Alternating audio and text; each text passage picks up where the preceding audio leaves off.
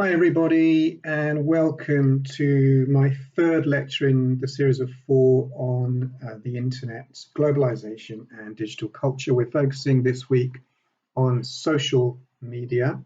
The central question is, what is social in social media? Is it social, or is it spin? Is it an advertising slogan? Does social media use us structurally, or do we use social media as active agents, as consumers? These are the questions. I'm going to share with you for the first 60 minutes. I would like you to watch and listen with me a clip of the first 16 minutes of a documentary made last year and aired on Netflix. It's called The Great Hack. As we go through it, I will pause and ask, make it necessary interventions where possible. Here we go.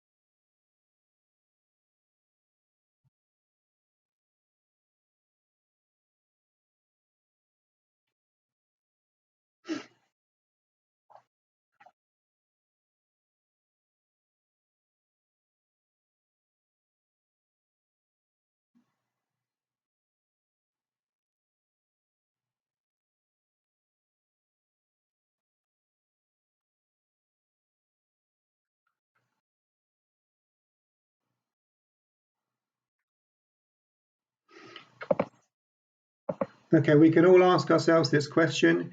Who has indulged in social media, used social media in which they feel that their microphone is surveilling them? You could even call it a human hack if you want. People are starting to talk about human hacking. Has anyone had that experience, that uncanny experience of feeling that you are being watched, surveilled, targeted? Okay, think about that.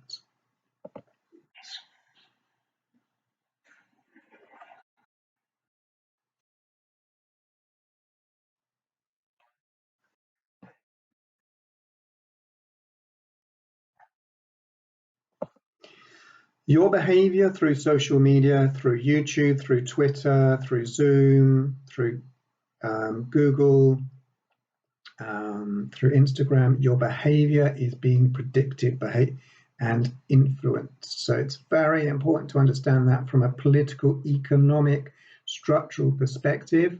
This is capitalism. This is social media is the latest sophisticated refinement of a capitalist process, a capitalist production. In fact, we can even go so far as to say in social media, we are the products. So the ads that seem uncanny.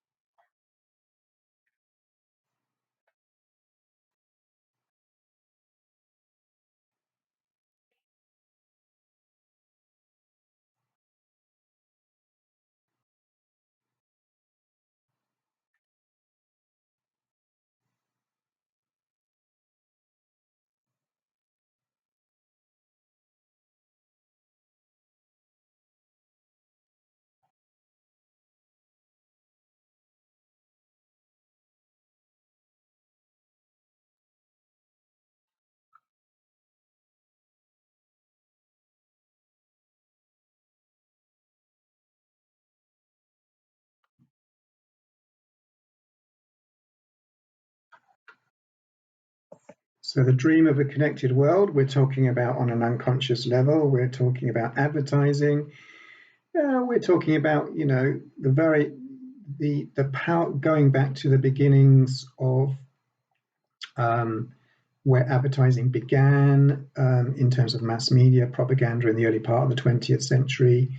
But in particular, we're now talking about social media, and we're like advertising, like Hollywood, like reality TV, actually shaping our unconsciousness and shaping our dreams and blocking our individual, active, imaginative agency.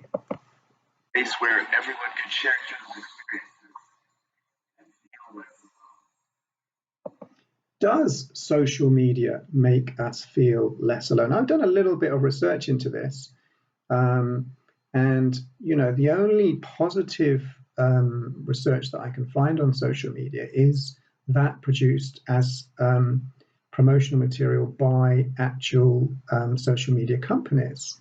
Or even if you go to YouTube and you kind of search for documentaries on social media, most of them are negative. I think that's quite significant. It wasn't long before this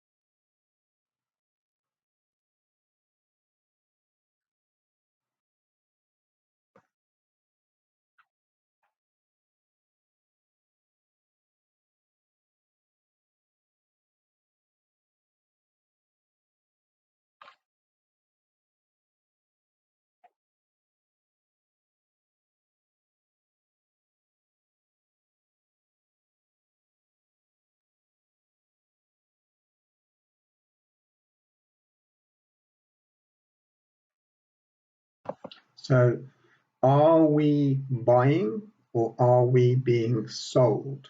This is the danger of accepting the idea that social media gives us agency. Yes, it does in some ways, but in other ways, clearly not. compete for my attention.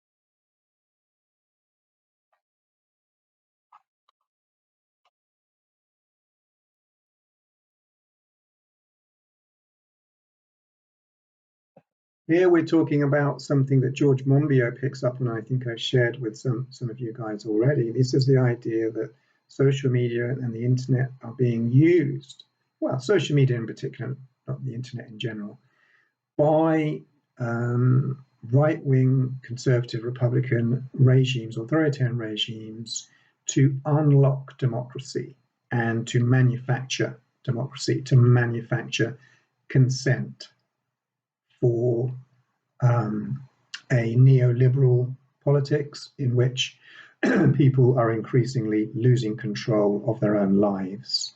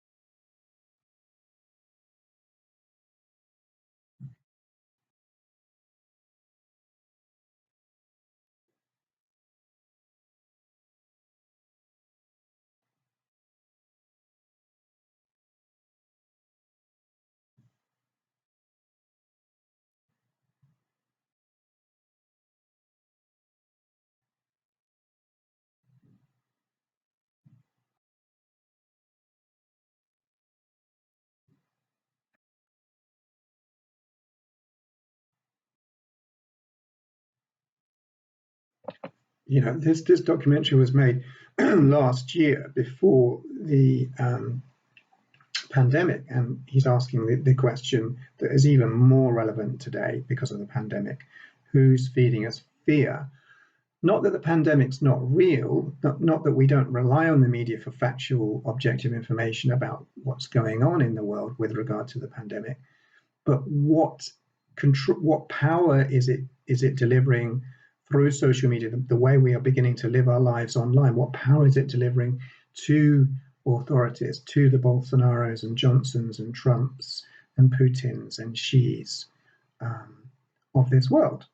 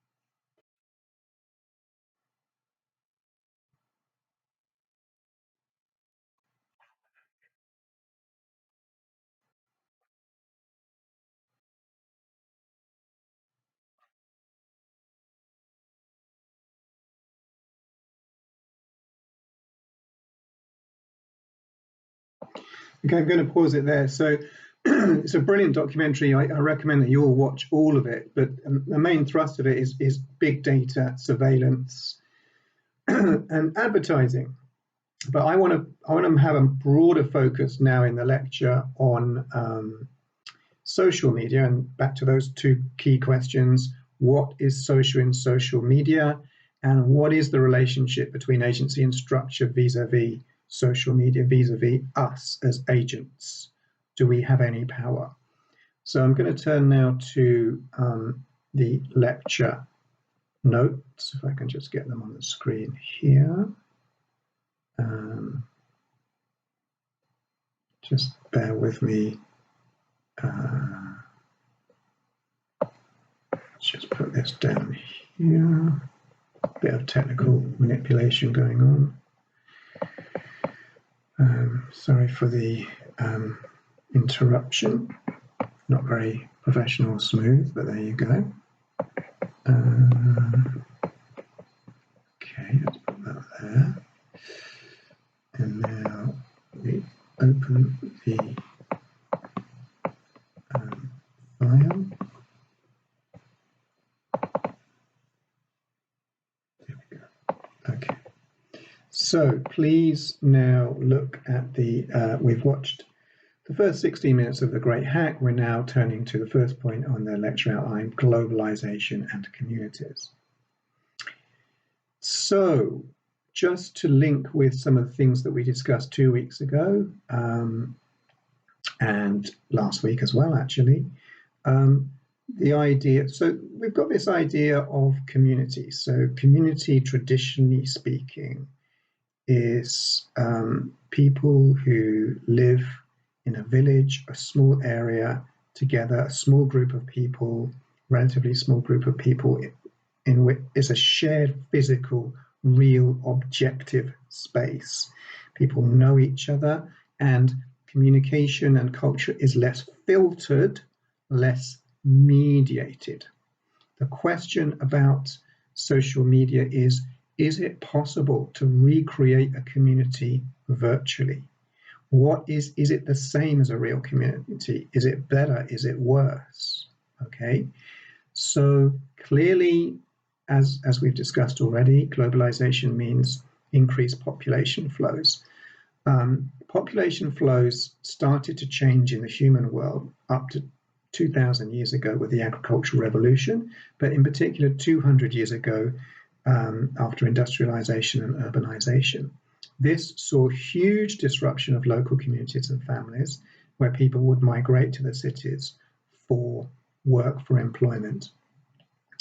And it basically meant that connections changed, and people, younger people in particular, lost contact with their more traditional parts of their communities. In the same way that some of you students may be feeling that this has happened to you since you've left China or whatever, and how you are, when you go back to China and you've been living for years, a couple of years away in a foreign community, do you fit into your new local community? Have you changed? Is that because you've experienced a new world of digital foreign media and so on and so forth? It's a disruption. It's an emotional disruption as well as a physical disruption. This gives rise to loneliness. Loneliness is a modern condition, it's argued, and it makes people who, and again it applies to what people are experiencing today under lockdown, makes people more dependent on, more reliant on technology to fill the void of social need, of human needs. Yeah, so we can even bring in Marxist notions of real and false needs here. The next point on the outline is mobile privatization. This is, sorry, I'm just checking the time, we're good. So obviously mobile means moving, privatization. So let's deal with them. Let's deal with privatization first. So we know that basically there's a distinction in media studies between the public service broadcasting, the public, and the private, the commercial, and the individual, which is a neoliberal way of understanding things. If we go back 100 years, you can to the inception of the cinema around about 1895. That was, or even we can even go further. Actually, we can go back to kind of like 19th century European cafe society where people read newspapers but actually talked about what was happening in the world. What's happened is that cinema going was a public social experience. People shared the emotional experience as a crowd, of watching a film in the early part of the 20th century. And increasingly, you can follow a historical trend as we move forward in the century towards, after the invention of the television, in a family home, in a living room, to advertising culture, to the internet, to social media, to mobile phones. And actually, if you look at that trend, it's been increasingly privatized, increasingly alienated, so that we now have a situation that, especially during the lockdown, we are all experiencing reality in a flat individually or a house. And even if we're sharing with someone, we're often actually we're interacting with a screen more than the person that we're actually with. What could be more private than that? The mobile is clearly good. Through mobile phones, we can move around and we can feel in touch and so on with people. So that's the mobile element. Let's just scroll down here. Give me a second. Okay, so moving to the last point in the introduction to this lecture, communities are imagined and mediated. This is a very powerful idea by Benedict Anderson. He based his idea of, he was talking primarily about national communities, and what he said that's so important and so powerful for us as media scholars is the idea that nation is mediated. So the idea of belonging to a nation and feeling that you're part of something bigger, important, and positive is mediated through the media. Yeah, we don't know everybody in our nation. It's impossible. In the same way, we don't know everybody in our Facebook friends. The more Facebook friends we have, the less we actually know them. So there's a lot of imagination and mediation going on here. Yeah, so it's not real. It's not really knowing people. It's not even the word global village is this kind of advertising slogan that gives a false sense of like we're all sort of together and feeling the same thing at the same time. Obviously, there's a desire to feel that, and definitely because of the pandemic, we all know that and global warming, it's very important that we all work together to try to address the urgent and very serious problems that we're facing as a global community. But most of that community is not a physical reality, it's imagined. And that imaginary space gives commercial agency and state agency a huge amount of power to manipulate and distort and control. And that's one of the huge downsides of the internet and social media. Okay, so as I said to you already, I think it's very hard to talk about social media positively in academic terms, but I think that doesn't mean that it's not positive, because the whole point about social media is more than any other media that we've discussed on this course, maybe we're all actively using it every day and it is shaping our lives. And this is the point in the seminar and that I would like students to talk about and think about now before the seminar. What is your experience of social media? What do you use it for? How much do you use it? I imagine that for you being foreign students, especially during the pandemic, it's played a powerful role in making you feel connected with your home countries and not lonely and remote. And clearly that's a very, very positive force. So I'm staying with the positive ideas about the internet. The first point here is John Thompson's point that social media and the internet dissolves boundaries of space and time. Okay, it sounds very, very cool. Of course, it is very, very cool, but it comes at a price, as we're beginning to discuss here. Another two very positive aspects of social media and the internet is argued by Howard Rheingold, is that you can basically be part of something global. You can have interests, you can have political interests. It could be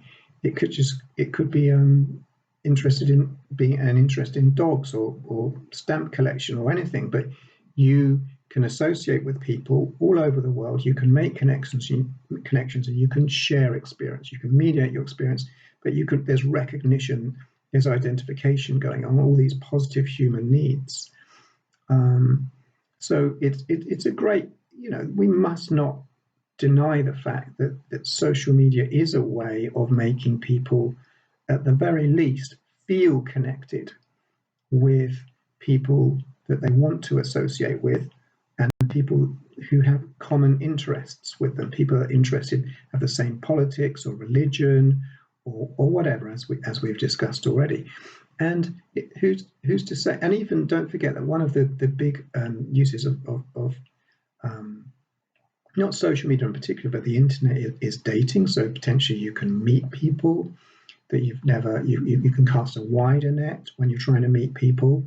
And then in theory, you can meet them in real life. And that's clearly a positive thing. So that's the not just online point by Rheingold there in the lecture notes.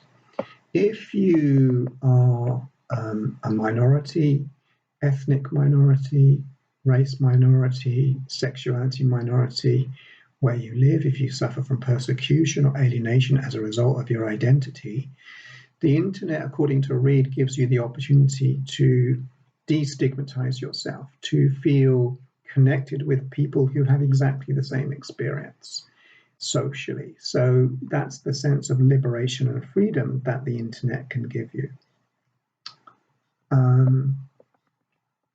The next point by Sherry Turkle is that the internet encourages new forms of identity. Now, this is a double-edged sword here, really, isn't it?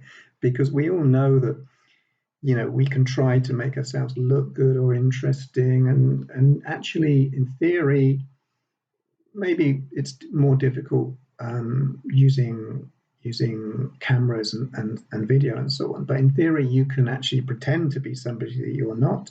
But clearly, there's a huge downside of assuming new forms of identity online, because, you know, there's fraud, there's cyber terrorism, there's commercial fakery, there's, you know, pedophilia, you know, all of the, you know, it's not just positive. Yeah, new forms of identity, yes, but actually, if you really want to have a new form of identity, it's probably better to practice it in real life. It's not the same. Okay, I'm being too negative already. I need to try to emphasize these positive points. The point that I mentioned already, this is made by Miller and Slater, is that social media can reconstitute your national culture if you're outside your country, i.e. for diaspora. So the biggest national diaspora in the world, I'm led to believe, is Chinese people. And clearly, you know, again, it's very because people are, or they were before the lockdown and the pandemic, traveling around the world, especially people who are more wealthy for business and so on. And, you know, you can always feel connected with your home country, your family at home through social media. So it gives you this imagined national cultural connection. It's not just imagined because it's real, it's emotional because you feel it, you know. And I'm sure, and I really would like to hear more of your positive experiences of social media in the seminars, so that I can build up, for my own teaching purposes, more of a positive perspective. Because I do feel at the moment I'm very, very weighted towards the less positive aspects of social media. Okay, so Doheny Farina talks about the fact that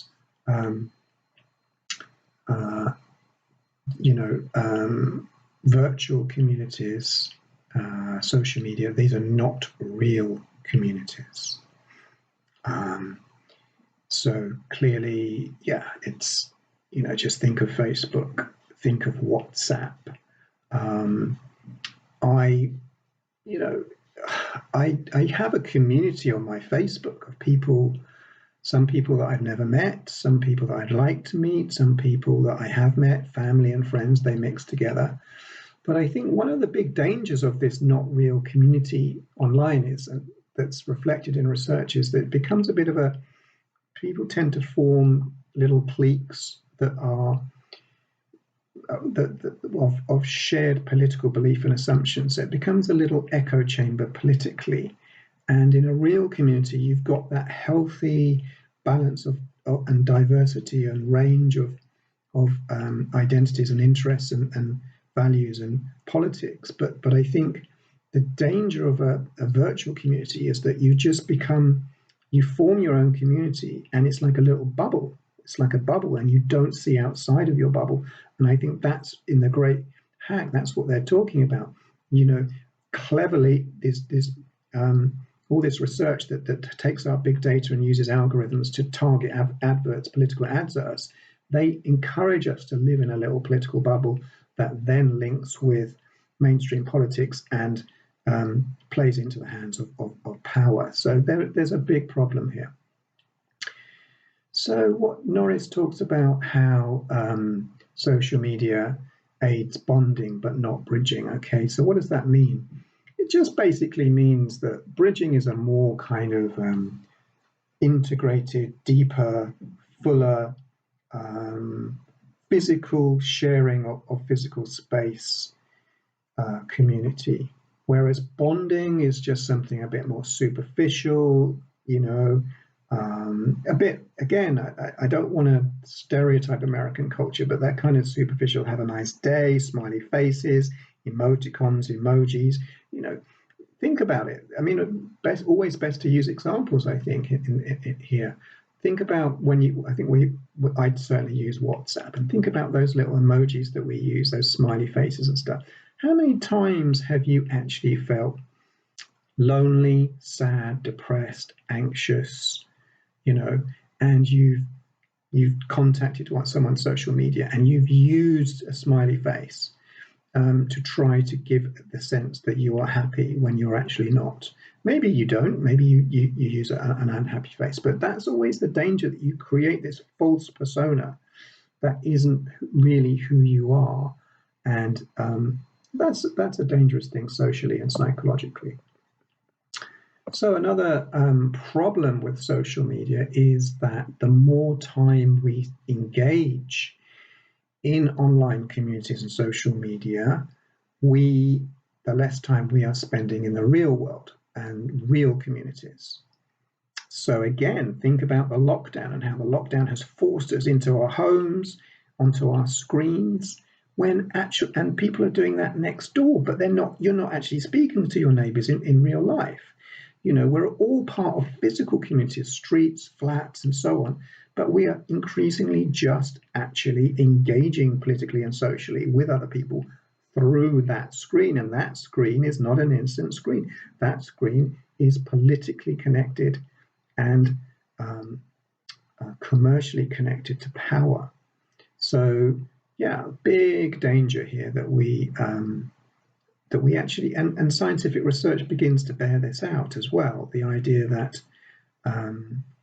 this is a point that I want to talk about a bit more in the lectures, and the idea that especially children who are young enough never to experience life outside the internet, the more you engage in games and activities and narratives online, media narratives, Hollywood, Netflix, and so on, what's happening to the human brain is it's rewiring it and teaching us that actions don't have consequences. Maybe that is a real powerful difference between, you know, social media, real society, and social media, because social media is, you know, you can be rude, people are rude, people bully, you know, you can say things you would never say to someone's face in an online social media situation, you know. It's yeah, because it's making, and that's very, very dangerous, because it's making us less able to deal with real life sociality and the complexity of difference and diversity, you know, in real human interaction. So I do think one of the big dangers of social media is this kind of narcissism and these political bubbles, these little bubbles, the narcissistic bubbles that we end up inhabiting. So the next negative, there it is, there's the point right there. Susan Greenfield is a neurologist who's done some very, very important research, and she features in some of the documentary clips that I've shown to you. She basically says that social media and mediated narratives, watching screen culture, teaches us that actions don't have consequences. And let's make a bigger point connected to that. Is it a coincidence that the very time that the media is beginning to objectively report how urgent and how weak that the health of the planet is because of human destruction, because of industrialization, because of capitalism, that is it a coincidence that at the very same time social media is there to distract us, to take us into our screens and to take our attention away from the real objective, I'm going to use that word, objective world, the external objective world. Okay, so the next point is Digital divide. Well, I don't have up-to-date statistics, but I imagine, and I should check this, but I think 10 years ago, it used to be the case that 80% or 75% of the world was not online. Maybe it's up to 50% now, but don't forget the poorer countries, the countries in the parts of sub-Saharan Africa and Asia and Latin America, and the poorer parts of Western so-called developed countries, they tend to not use the internet so much or not have the digital broadband infrastructure. It's worth noting that the people that use social media in general, not exclusively, tend to be a bit more literate as well. So obviously, literacy, think about literacy. Egypt just comes into my mind. Egypt has quite a high illiteracy rate. If you're illiterate, you can't use the internet. Or you can maybe use YouTube. You can look at visual representations, but so digital. You have to have a certain level of education to use the internet, and you have to have the infrastructure to be connected. Yeah, most Western countries do have that, but I think there are huge parts of the world that are still not connected. As has been demonstrated in the pandemic, I was reading in The Guardian yesterday, the Guardian front page headline was that the fatality rate of the coronavirus in poorer communities is twice as high as richer communities. This is reflected in what Castells is saying. Virtual communities reflect real-world inequalities. So it's privilege. In fact, the best way to focus on the pandemic here and talk about the pandemic vis-a-vis social media and the media in general is that the poorer people of the world are having to make a choice now between trying to get food and putting their lives at risk of getting the coronavirus or locking down. So locking down in a country that's hit by coronavirus is actually a privilege. This is the real world inequality that we live in. They are saying that pollution actually assists the transmission and the infection rate of pandemic virus. That tends to be in the inner cities, the big cities, and poorer people tend to live there, and richer people tend to live in the countryside, the more rural areas, and that's how virtual communities are often privileged communities rather than it's a bit like what we said before in the context of advertising. Advertising does not address poverty. A large part of the world is poor. The same is happening with the internet. Globalization transforms the vernacular of place. Okay, this means that we've mentioned it before in the last couple of weeks. Globalization, McDonaldization, yeah? Pret-a-manger, Nike, Gap. Most cities have the same big transnational corporate shops, and they all look the same. So it means that older parts of cities with unique histories, that can't be replaced, are being destroyed to make way for retail, office space that's all benefiting from globalization, and poorer people are literally being moved, can't afford to live in these areas, and they're having to move away as well. A couple more points before we turn to capitalists. One thing that came to my mind just then was that I was mentioning the fact that poorer people are having to move away from cities. Yes, that's true, but they also live in certain areas of cities. So there is a complexity there, and we can talk about that in the seminars. Capitalist Surveillance, big book by what's her name? I can't remember exactly her first name. Shoshana Zuboff. Yeah, so this is clearly back to what I said at the beginning of the lecture with regard to social media. It's not a free lunch. Free, we might feel free if we, one of the big things about the notion of freedom in social media is people say, well, what have I got to hide?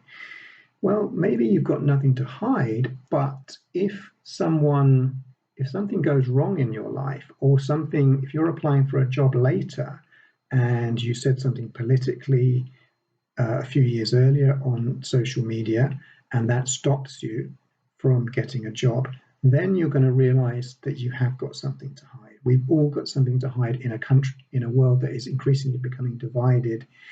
And, it's also how we self-censor, because if we have the sense that, if we're living in a country where we feel that if we say something political, China seems an obvious case here, but maybe Western countries are increasingly becoming like this. If we say something that's not politically acceptable to the government, we can literally be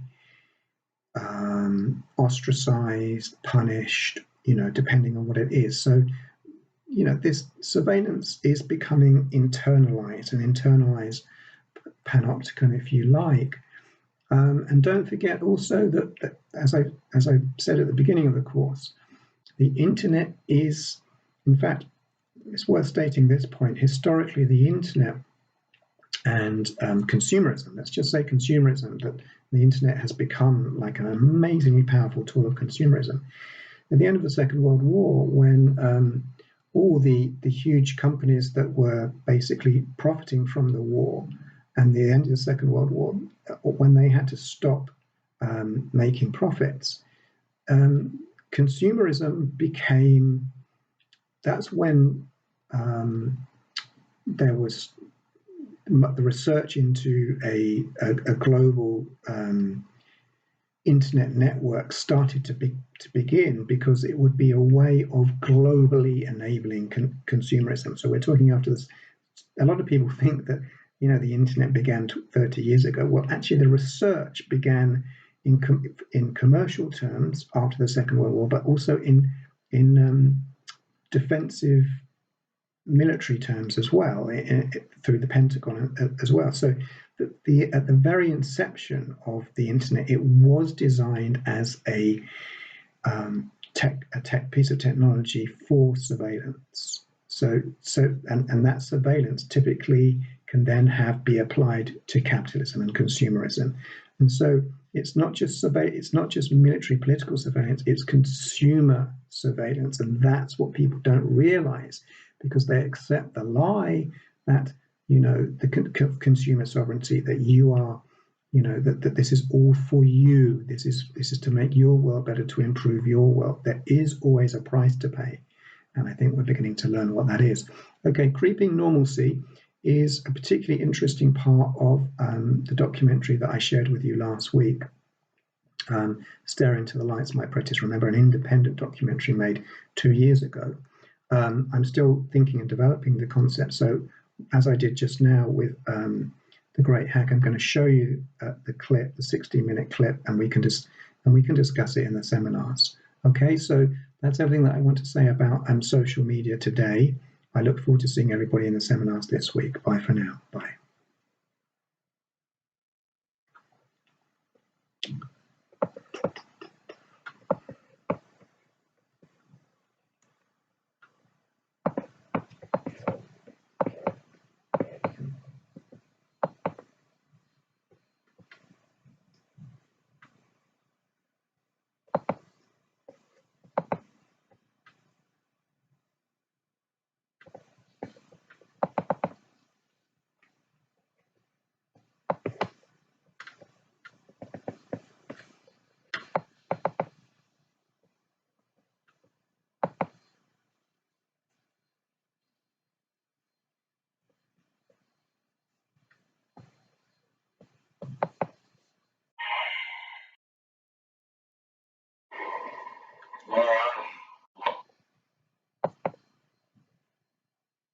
I found a way to run my old computers with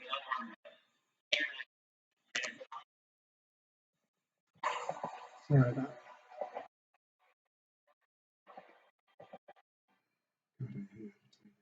Anyway, here we go.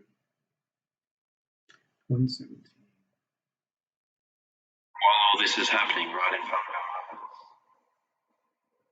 our eyes.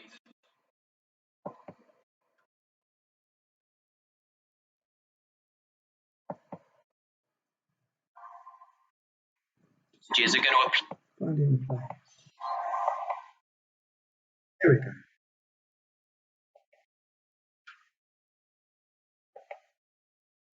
So the phrases of the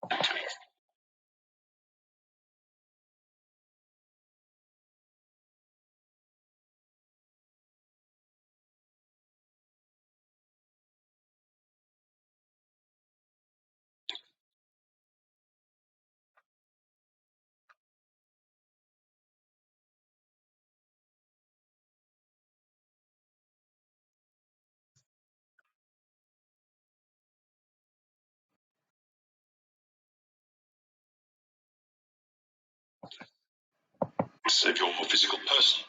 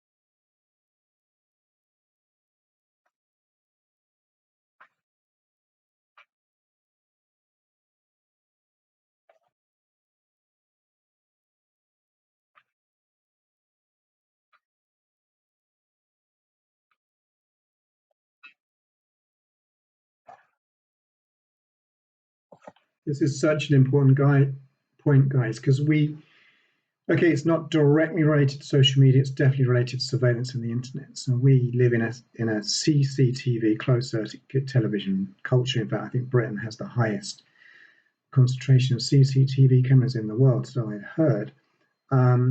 We are absolutely used to publicly being surveilled, having cameras everywhere, and we're told it's to protect us, it's in our interest, from crime, and so that it's supposed to make us feel safe.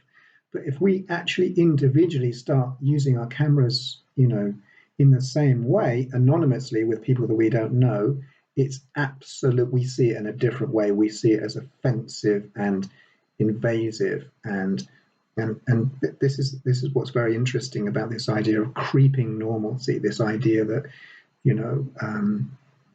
It's a bit like the idea in The Circle. For those of you who watched the clip or have seen the film of The Circle, the idea that behind social media culture is the transparency. That's the connection with social media. The idea that everything is open. We can see everything at the same time. This omnipotent, godlike perspective. No, that's just not going to work. It's actually causing social breakdown.